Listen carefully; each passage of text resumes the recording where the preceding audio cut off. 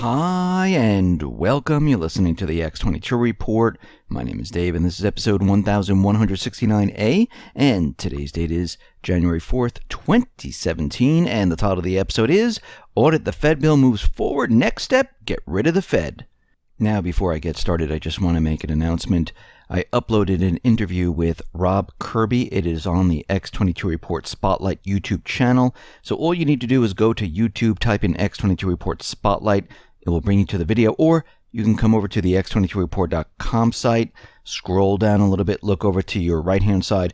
You'll see the interview there, or you can go to newssentinel.com. Same thing, scroll down a little bit, look over to your right-hand side. You'll see the interview there, and you can play it right there. Let's get into the economic collapse financial news.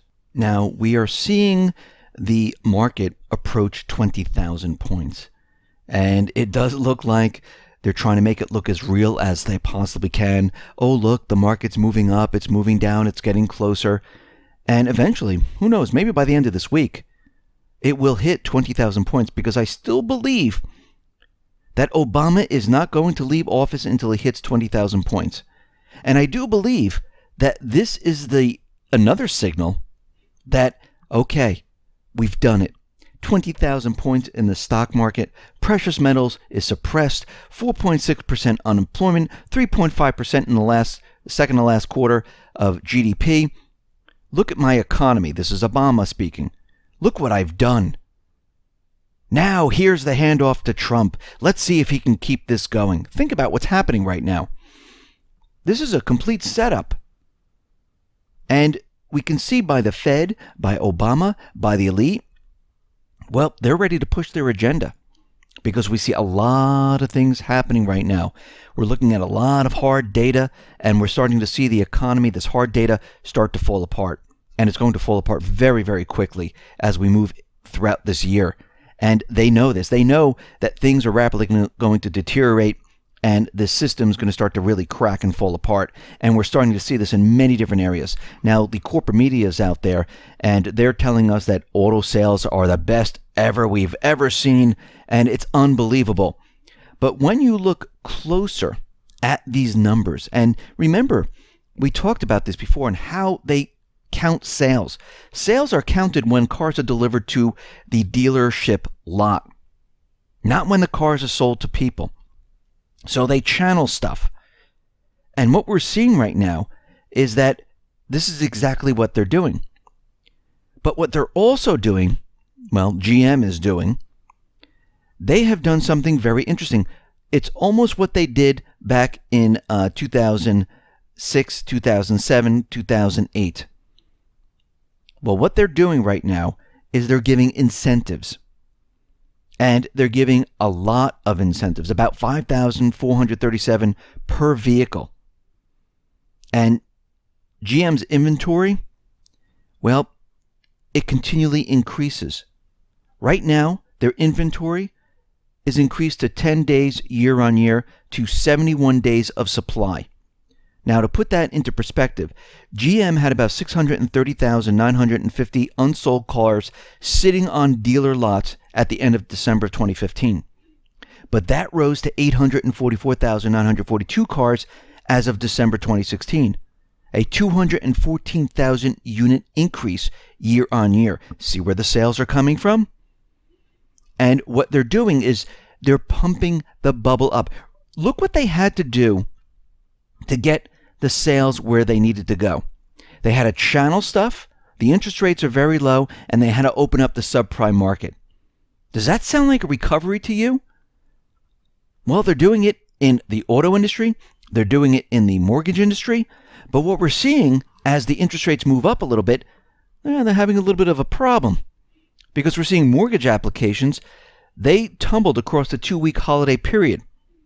And we see mortgage applications and refinancings, well, they are way down over 60% since August. The refi index crashed over 22% over the Christmas New Year period to its lowest since October of 2008. And this is what happens when the interest rate moves up just a little bit. Can you imagine if the interest rate moved up 1, 2, 3, 4%. It would be a complete disaster. Now, there was a little poll about what do people care about when they're purchasing a house. And people were asked, well, is the interest rates, well, does that affect your purchase? 68% weigh rates heavily into their purchase decision. 72% of buyers would have to change their strategy on a 1% rate surge. 46% of the buyers would have to buy a less expensive house. So you can see how this affects the housing industry. When the interest rates move up a little bit, it throws millions of people out of the market. And we are seeing the bubbles pop. They're continually popping. And what we're doing right now is we're tracking all of this. Remember we talked about the New York housing market out in the Hamptons, San Francisco? Well, the rental market is not any better. It's actually falling apart. Luxury real estate markets in New York and San Francisco, well, they have a supply glut that is getting ready to flood the market. And there's just not enough people to absorb all of this. And what we're seeing right now in San Francisco, the south of Market neighborhood, there are buildings there, Jasper, 340 Fremont, 399 Fremont, and Solaire. Well, they're offering incentives. For example, 340 Fremont is offering 6 weeks of free rent. Solaire is pitching 4 weeks of free rent. They're also giving free on-site storage and 1,000 discounts to renters who work at tech companies.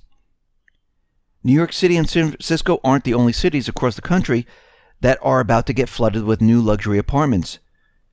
In 2017 alone, 378,000 new apartments are expected to be completed across the country, or roughly 35% more than the 20-year average. And the problem is that the demand is not there. There's too many apartments. So we see the prices of houses in the Hamptons, New York, San Francisco coming down. We see these apartment buildings, they can't rent these apartments. And this is how it begins. This is how things start to fall apart.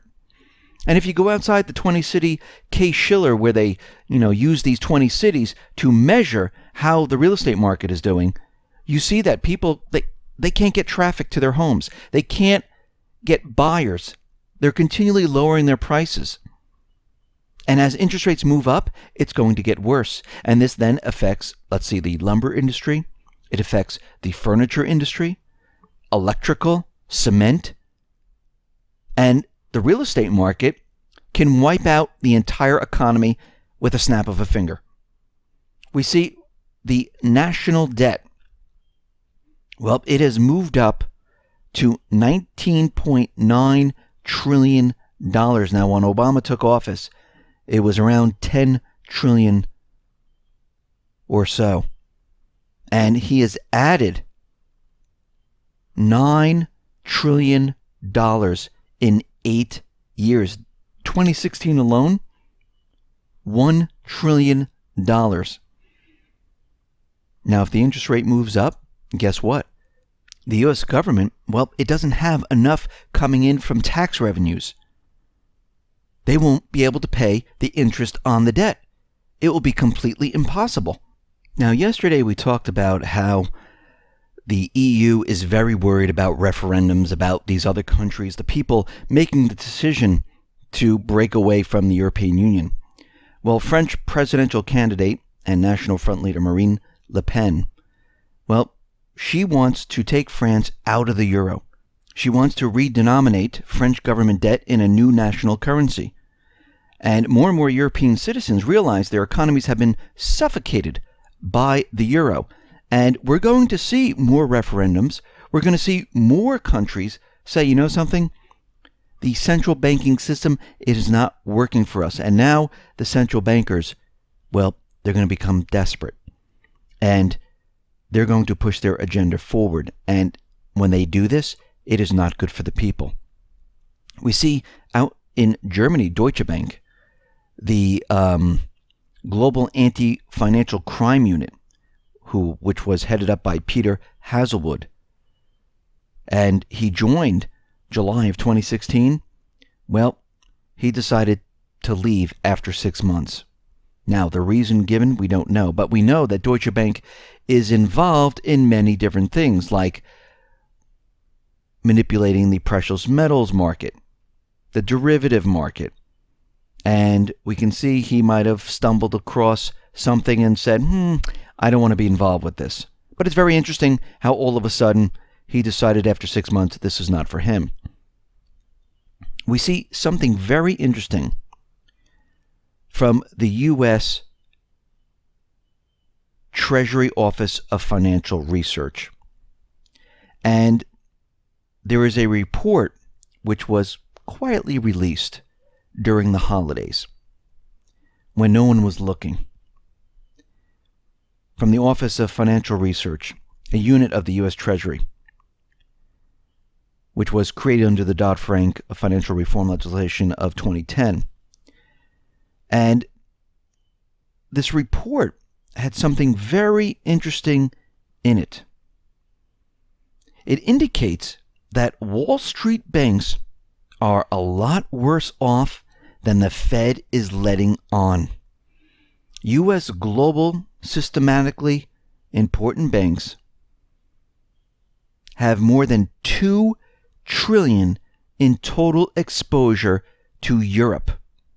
Roughly half of those exposures are off-balance sheet. U.S. G-SIBs have sold more than $800 billion notional in credit derivatives, referencing entities domiciled in the EU. Within the OFR, it shows how interconnected the big Wall Street banks have become to the largest U.S. insurers through derivatives. And this has been allowed to happen despite the fact that the giant insurer AIG required a government backstop of about $182 billion following the 2008 crash because it has sold credit default protection via derivatives to the big Wall Street banks.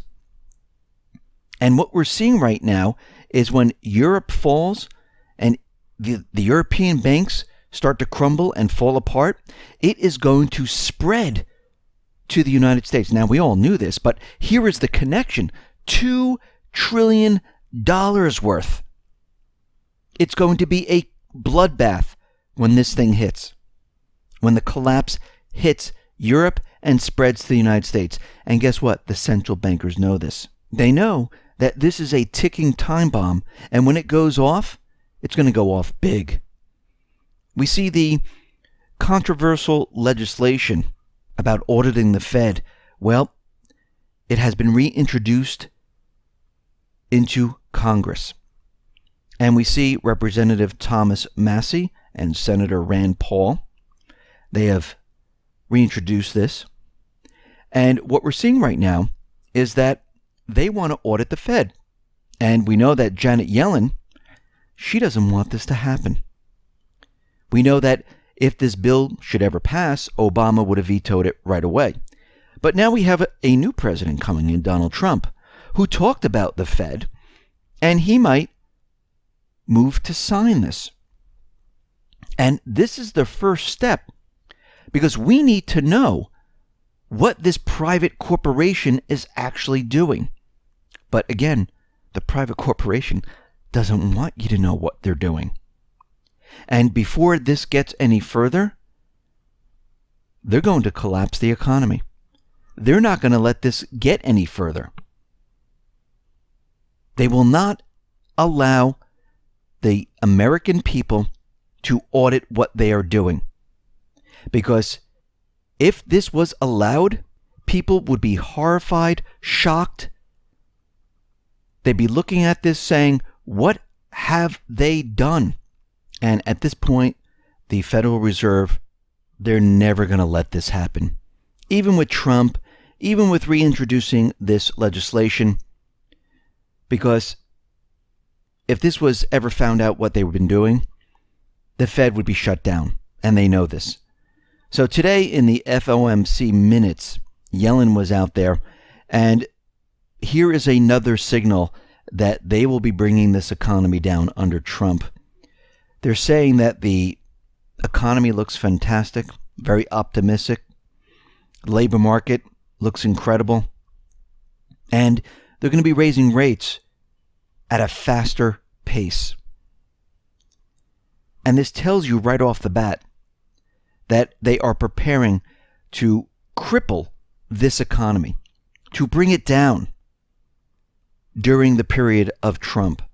This has all been planned out. They were going to do this no matter who was in office, but they were going to change up the plans.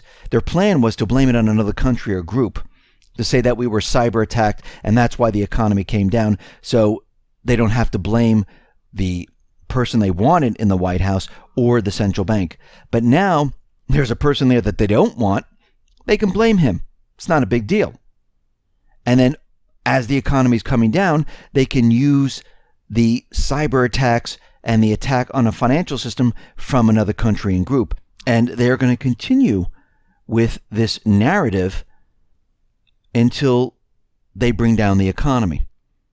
Because we're already seeing the signals from the Fed. The first one, they raised the rate in December. Now they're telling us they're going to be raising it 3 times. Now they're going to accelerate the process of raising the interest rate. Once the Dow hits 20,000 points, boom, this is what they wanted. That's the signal. They reached their goal, 4.6%. Second to last quarter, over 3%. Unemployment looks great. Dow looks great. We're raising the interest rates. They're screaming at the top of their lungs, we are bringing down the economy. We have met our goals. Here it goes. It's all coming down. Listen, everyone, thanks a lot for listening. Be well, be safe, and especially be prepared. Thanks a lot.